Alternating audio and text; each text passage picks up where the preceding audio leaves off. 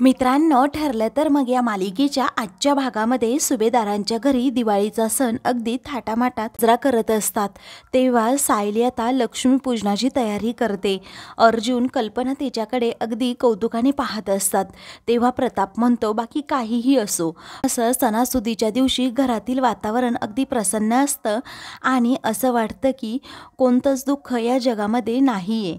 त्यावरती अर्जुन म्हणतो, खरं आहे dad, happy family happy world. आता पूर्णाजींचं लक्ष सारखं दाराकडे असतं. कल्पनाला हे समजतं. ती आता त्यांच्याकडे येत विचारते, काय झालं पूर्णा आई, तुम्ही एवढे नाराज का आहात? तेव्हा पूर्णाजी म्हणू लागतात, अगं दरवर्षीप्रमाणे लक्ष्मीपूजनाच्या दिवशी प्रतिमा चाळीच्या फराळाचं ह्यावर्षी येईल की नाही माहीत नाही. प्रतिमा नव्हती तरीही रविराज नेहमी फराळाचं ताट घेऊन इकडे यायचे.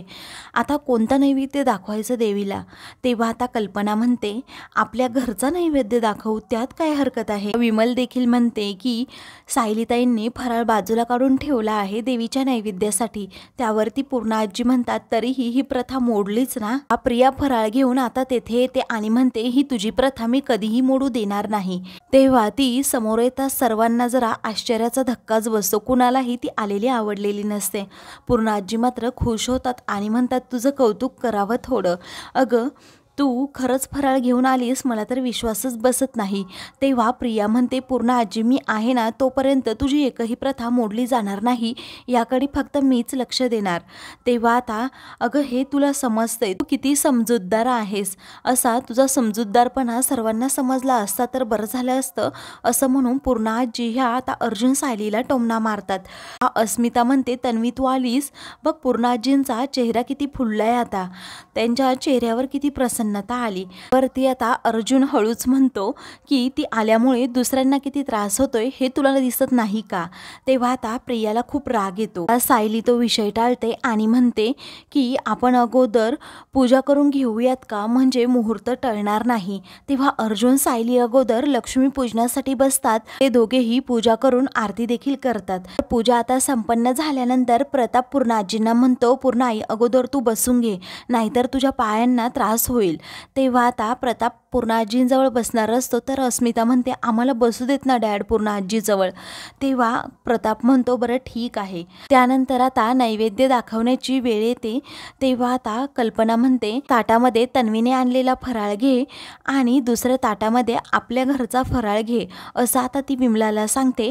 तेव्हा पूर्णाजी खूप रागातच म्हणतात, नाही होणार कल्पना, कारण आता आपल्या तन्वीने आणलाय ना बनवून फराळ, तिने आणलेल्या फराळाचाच नैवेद्य देवाला दाखवायला हवा. तेव्हा अर्जुन आता सायलीची बाजू घेत पूर्णाजींना म्हणतो, सायलीने सुद्धा फराळ बनवलाय, मग आपल्या घरचा नैवेद्य का नको देवाला. सायली म्हणते, अहो देवाला खाऊ घातल्याशी मतलब, त्यात काय एवढं बिघडतं. तेव्हा अर्जुन म्हणतो की नाही. तर इकडे अस्मिता म्हणते, झाली हिची चांगुलपणाची नाटकं सुरू. तर आता कल्पना देखील म्हणते की घरच्या सुनेने बनवलेला फराळाचा नैवेद्य दाखवलं तर कुठे बिघडतं पूर्णाई.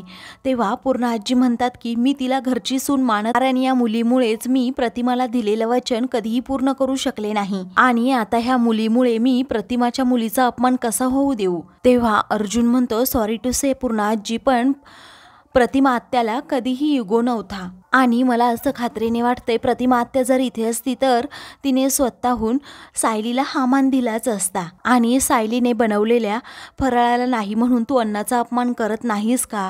अगं तू तर नेहमी म्हणतेस ना की असा अन्नाचा अपमान कधी करायचा नसतो, तूच आम्हाला लहानपणापासून हे संस्कार दिलेत. तेव्हा आता सायली अर्जुनला गप्प करते, उगीच सणाच्या दिवशी भांडण नको असं म्हणून ती आता पूर्णाजींना म्हणते, पूर्णाजी मला माफ करा, जसं प्रत्येक घास कुणाच्या मुखात जावा हे देव ठरवतो, तसं त्याला कुणाचा फराळ हवाय हे देवच ठरवेल आणि आज त्याची इच्छा असेल की तन्वीच्या हातचा फराळ असावा, म्हणून आपण तिचंच ताट ठेवूयात.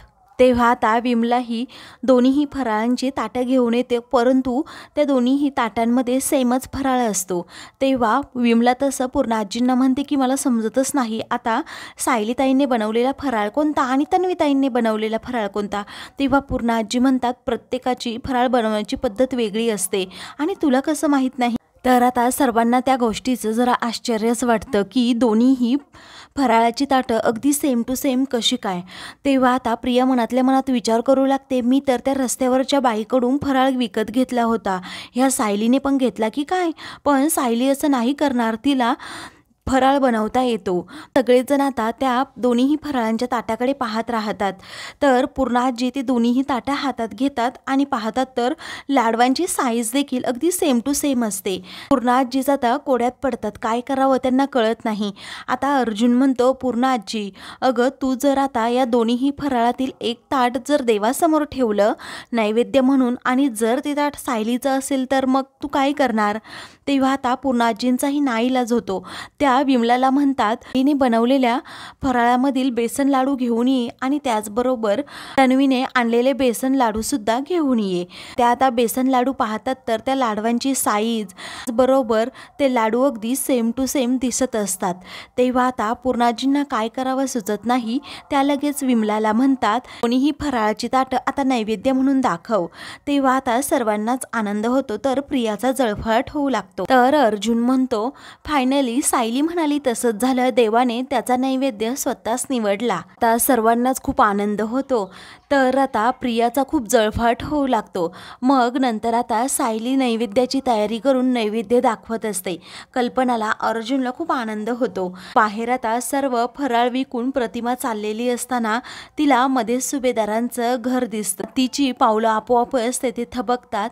ती आता लगेच सुभेदारांच्या घराकडे खूप वेळ पाहू लागते. तिला तेथे एका वेगळ्याच गोष्टीची जाणीव होते. ती आता पुढे पुढे येत असते.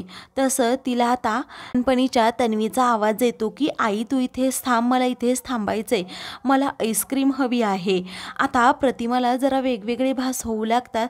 तेव्हा ती आपली पुढे पुढे येऊ लागते. आतमध्ये सायली ही देवीला नैवेद्य दाखवत असताना तिला अचानक कसला तरी भास होतो. ती आता गालातल्या गालात हसू लागते. इकडे प्रतिमा सुभेदारांच्या घराकडे पाहत असते. सारखाच तन्वीचा आवाज येत असतो. ती आता जशी जशी सुभेदारांच्या घराकडे येत असते तसे तिला वेगवेगळे आता भास होऊ लागतात. तर इकडे सायली आता पटकन उठते आणि दाराकडे पाहते. तिलाही कसले तरी आता कोणीतरी आल्याचे भास होतात.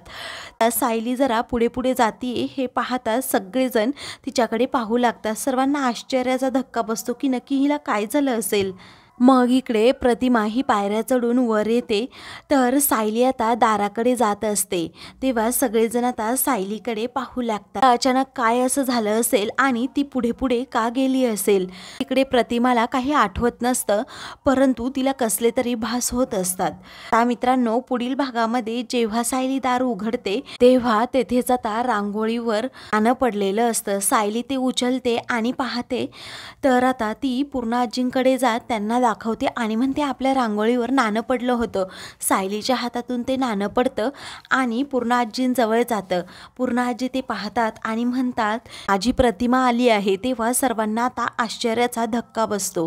तर आता मित्रांनो, अशाच मालिकेंचे पुढील भाग पाहण्यासाठी चॅनलला सबस्क्राईब करा.